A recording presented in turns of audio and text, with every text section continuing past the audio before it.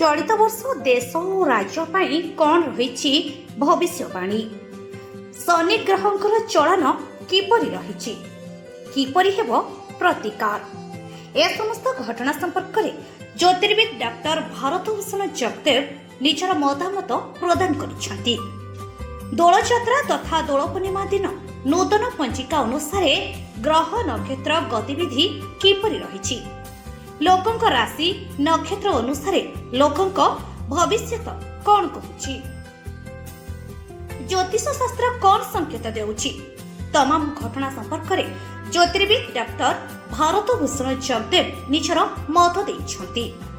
खोर्धा जिलार टांगी ग्राम रे थिबा प्रसिद्ध शैवपीठ श्री श्री बिलबालुंकेश्वर देवंक पीठरे जगत कल्याण पाई यज्ञ करिछंती ज्योतिर्विद डॉक्टर भारतभूषण जगदेव। निजर साधना बଳରେ ଲୋକମାନଙ୍କ ଉପକାର ନିମିତ୍ତ ଭବିଷ୍ୟବାଣୀ କରିଛନ୍ତି ज्योतिर्विद डॉक्टर भारतभूषण जगदेव। खोर्धा टांगीरू धीरेन प्रतिहन को रिपोर्ट आम ओडिशा खबर।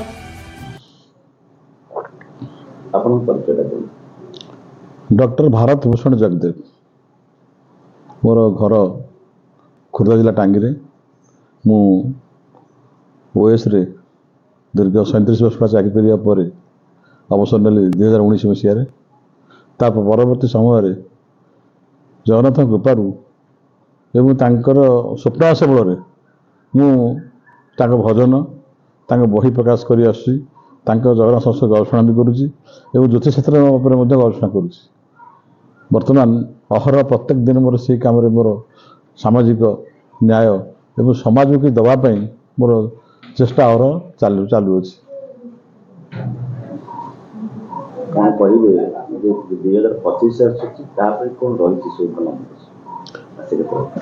हाँ मु जड़े प्रशासक ता सहित जगन्नाथ जड़े सेवक एवं जगन्नाथ आशीर्वाद आमर जो पंजिका एवं दोलपूर्ण प्रकाश पाइला से अनुसार आसंता वर्ष शनि चलन करेंगे बृहस्पति चलन हम राहुकेतु चलन कर विशेषकर आम देशपाई मु कहि आम देशपाई हूँ धनु राशि मूला नक्षत्र एथिरे आमर आम धनु राशि धनु चतुर्थ रोचंती बृहस्पति तेणु देशवासी से भल ना कहीं माने अजथारे गोटे कन्फ्लिक्ट द्वंद्व भितर गति कर भारतवर्ष द्वंद्व एवं शांति वातावरण सृष्टि कर देवे ना ये परिस्थिति सृष्टि करेंगे किंतु परिस्थिति आम जीतवा भल हम किंतु लोकंर मन जो द्वंद्व आशंका भितर बसड़ी कटो।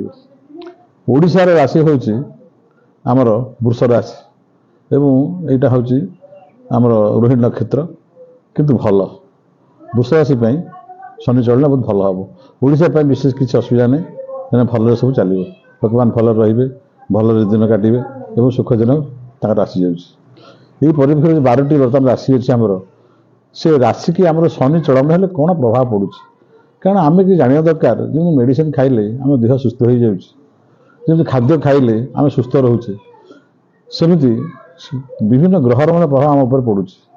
शनि ग्रह गोटे बड़ ग्रह एवं शनि राहु केतु ये पाप ग्रह गुड़िक जिते चलन करेंगे साढ़े शनि हो जन्म शनि हो आढ़ा शनि हो एवं शनि महादशा हो अंतरदशा हो पतद्दशा हो शनि राहु केतु आसो जानते किसी ना कि क्षति कर सी महाराज होपारती सी भिकारी हो पारे तेणु आमर साधारण जीवन में आम जापरूना आम कोई भाग्य अच्छी जहाँ घट से घटी जाऊँगी आजिकल जुग बहुत आगे गलानी आमर ए इंटरनेशनल गोटे कन्फरेन्स होता जोशमा सम्मेलन से सिद्धांत है लोक मान साहय गाइड करा जनइबा से सचेतन हूँ शनि राहु केतु समस्ते भल राशि भल फल देवे ही देवे किंतु जो प्रकृतिगत दोष रही से खराब करेंगे ताकू आम सामना करने आम केतटा सचेतन हाँ पड़ो।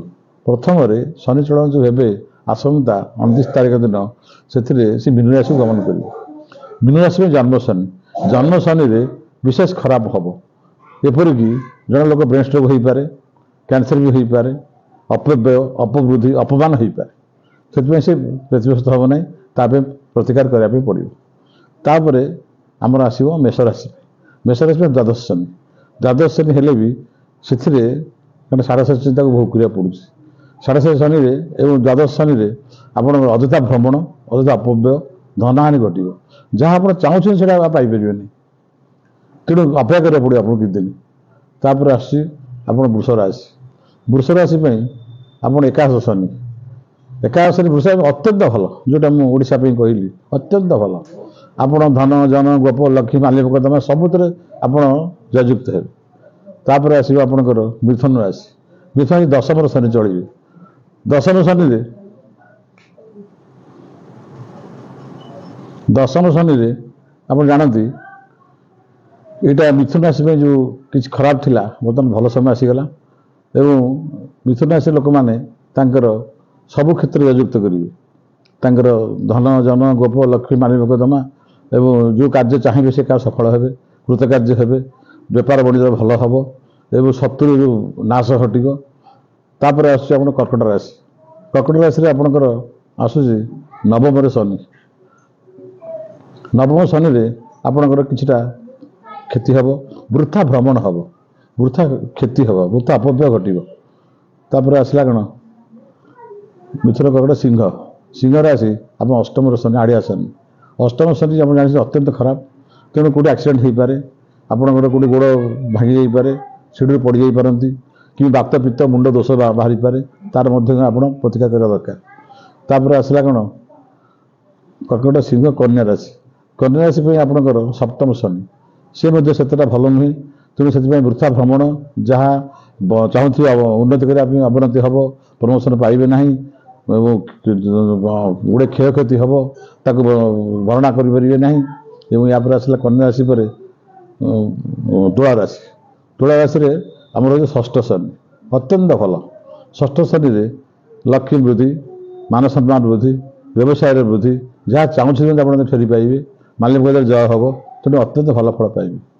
ତାପରେ ଆସିଲା ମେଷ ବୃଷ ମିଥୁନ କର୍କଟ ସିଂହ କନ୍ୟା ତୁଳା, ତାର ବିଛା ରାଶି। ବିଛା ରାଶି ପାଇଁ ଆପଣଙ୍କର ପଞ୍ଚମରେ ଶନି। ପଞ୍ଚମ ଶନି ପିଲାମାନଙ୍କର ଉପରେ ଟିକେ ପ୍ରଭାବ ପଡ଼ିବ, ପିଲାମାନଙ୍କର ଦେହ ମୁଣ୍ଡ ଖରାପ ହେବ, ତା ପାଇଁ ଆପଣ ସେ ବ୍ୟତିବ୍ୟସ୍ତ ହେବେ। ଆପଣ ତେଣୁ ପିଲାମାନଙ୍କ ମଙ୍ଗଳ ପାଇଁ ଆପଣ କିଛି କାର୍ଯ୍ୟ କରିବେ, କଲେ ଆପଣ କିଛି ଅସୁବିଧା ନାହିଁ। ତାପରେ ଆସିଲା ବିଛା ଧନୁରାଶି। ଧନୁରାଶିରେ ମେଷ ବୃଷ ମିଥୁନ କର୍କଟ ସିଂହ କନ୍ୟା ତୁଳା ବିଛା ଧନୁ। ଧନୁରାଶିରେ ଆସିଲା ଏଇଟା ହେଉଛି ଚତୁର୍ଥ ଧନୁରାଶିରେ ଆପଣଙ୍କର କିଛି ଅପବ୍ୟୟ ହେବ, ମାନ ସମ୍ମାନ ହାନି ହେବ, ଅପବାଦ ହେବ ଏବଂ ଅପବ୍ୟୟ ହେଇପାରେ ଏବଂ ଘରେ ମଧ୍ୟ ଅଶାନ୍ତି ସୃଷ୍ଟି ହେବ, ମନାନ୍ତର ଘଟିପାରେ, ତା ପାଇଁ ମଧ୍ୟ ଆମର ପ୍ରତିକାର କରିବା ପାଇଁ ପଡ଼ିବ। ତାପରେ ଆସିଲା ମକର ରାଶି। ତୃତୀୟରେ ଶନି, ଅତ୍ୟନ୍ତ ଭଲ। ଯାହା କଷ୍ଟ ଆପଣ 2.5 ବର୍ଷ ପାଇଛନ୍ତି ଆପଣ ରୋଗରେ ମୁକ୍ତ ହେବେ, ବିଶେଷ କରି ରୋଗରେ ମୁକ୍ତ ହେବେ। ଯେତେ କଷ୍ଟ ଯନ୍ତ୍ରଣା ପାଇଛନ୍ତି, ଅନେକ ଲୋକ ମୁଁ ଜାଣିଛି ଅନେକ କଷ୍ଟ ପାଇଛନ୍ତି, ଏଭଳିକି କାହାର ବ୍ରେନ୍ ଷ୍ଟ୍ରୋକ୍ ହେଇଛି, କାହାର ହାର୍ଟ ଷ୍ଟ୍ରୋକ୍ ହେଇଛି ଏବଂ ସେମାନଙ୍କର ଏଥର ରିକଭରି ହେଇଯିବ ଏବଂ ସେମାନଙ୍କର ଭଲ ଆଡ଼କୁ ଦିନ କଟିବ। ଯେତେ ଖର୍ଚ୍ଚ କରିଛି ତାହା ଆସ୍ତେ ଆସ୍ତେ ପୂରଣ ହେବ। ତାପରେ କୁମ୍ଭ ରାଶି। କୁମ୍ଭ ରାଶି ପାଇଁ ଆପଣ ଜାଣିଛନ୍ତି